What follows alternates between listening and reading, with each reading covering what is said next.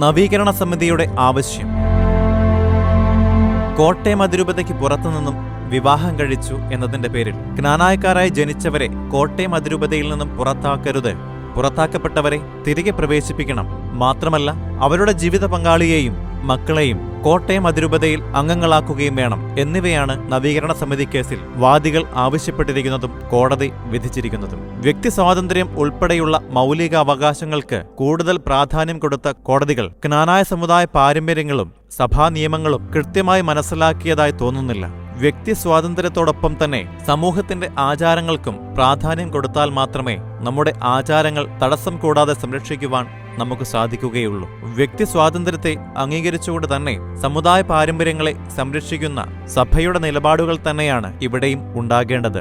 നമുക്കെതിരായി 2026 March 23 ഉണ്ടായ ഹൈക്കോടതി വിധിക്ക് ശേഷം അതിരൂപതയിലെ എല്ലാ കാനോനിക സമിതികളുമായും അതിരൂപതയിലെ അഭിഭാഷകർ, ലീഗൽ സെൽ, ആത്മായ സംഘടനാ ഭാരവാഹികൾ, മറ്റു വിദഗ്ധർ എന്നിവരുമായും കൂട്ടായും വ്യക്തിപരമായും സംസാരിച്ച് തുടർ നടപടികൾ സ്വീകരിക്കുന്നതിനായി അഭിപ്രായങ്ങൾ സ്വരൂപിക്കുകയുണ്ടായി. സമയപരിധിക്കുള്ളിൽ സുപ്രീം കോടതിയിൽ അപ്പീൽ ഫയൽ ചെയ്യുവാനും ഏറ്റവും പ്രഗത്ഭരായ അഭിഭാഷകരുടെ സേവനം പ്രയോജനപ്പെടുത്തിക്കൊണ്ട് കോടതിയിൽ വാദം നടത്തുവാനും നമ്മൾ തീരുമാനിച്ചിട്ടുണ്ട്. ക്നാനായ കത്തോലിക്ക വിഭാഗം ഒരു റിലീജിയസ് ഡിനോമിനേഷൻ ആണെന്നും ഇന്ത്യൻ ഭരണഘടനയുടെ 26-ാം വകുപ്പ് മതങ്ങൾക്കും മതങ്ങളിലെ ഉപവിഭാഗങ്ങൾക്കും സ്വന്തം കാര്യങ്ങൾ തീരുമാനിക്കുവാനും നിയന്ത്രിക്കുവാനും അവകാശം നൽകുന്നുണ്ടെന്നും കത്തോലിക്ക സഭയിലെ ഒരു പ്രത്യേക വിഭാഗമാണ് ക്നാനായ കത്തോലിക്കരെന്നും സ്വവംശ വിവാഹനിഷ്ഠ ഈ സമൂഹത്തിന്റെ അഭിവാജ്യ ഘടകമാണെന്നും 17 നൂറ്റാണ്ടുകളായി കാത്തുപാലിച്ചു പോരുന്ന അടിസ്ഥാന സംസ്കാരമാണ് സ്വവംശ വിവാഹനിഷ്ഠ എന്നും നമ്മൾ കോടതിയിൽ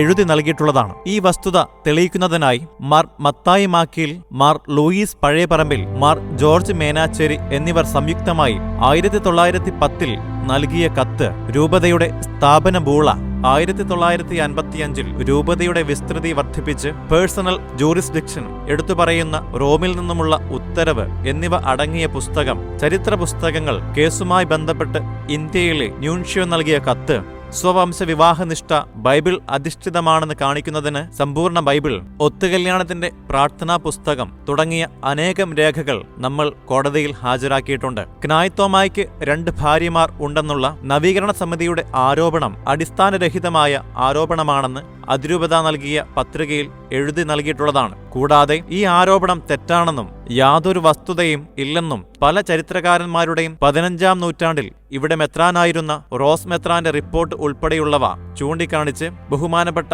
കൊല്ലാപറമ്പിൽ അച്ഛൻ എഴുതിയ ലേഖനമടങ്ങുന്ന പുസ്തകം കോടതിയിൽ നമ്മൾ ഹാജരാക്കിയിരുന്നു. ദൗർഭാഗ്യവെച്ചാൽ ഈ ചരിത്ര വസ്തുതകളും രേഖകളും നിയമങ്ങളും കോടതി പരിഗണിച്ചില്ല. കോട്ടയം സബ് കോടതിയുടെ വിധിയിൽ നമ്മൾ ഹാജരാക്കിയ രേഖകളും തെളിവുകളും ഏതെല്ലാമെന്ന് വ്യക്തമായി രേഖപ്പെടുത്തിയിട്ടുണ്ട്. ബഹുമാനപ്പെട്ട ഹൈക്കോടതിയുടെ ഈ വിധി ക്നാനായ സമുദായത്തിന്റെ നിലനിൽപ്പിനെ ദോഷകരമായി ബാധിക്കും എന്നതിനാൽ അതിരൂപത നേതൃത്വത്തോടൊപ്പം ഓരോ ക്നാനായ സമുദായാംഗവും വളരെ ദുഃഖത്തോടുകൂടിയാണ് ഈ വിധിയെ നോക്കിക്കാണുന്നത്. പ്രതികൂല സാഹചര്യങ്ങളിൽ ഒരുമിച്ച് നിന്ന് വിജയിച്ച ചരിത്രമാണ് നമ്മുടേത്.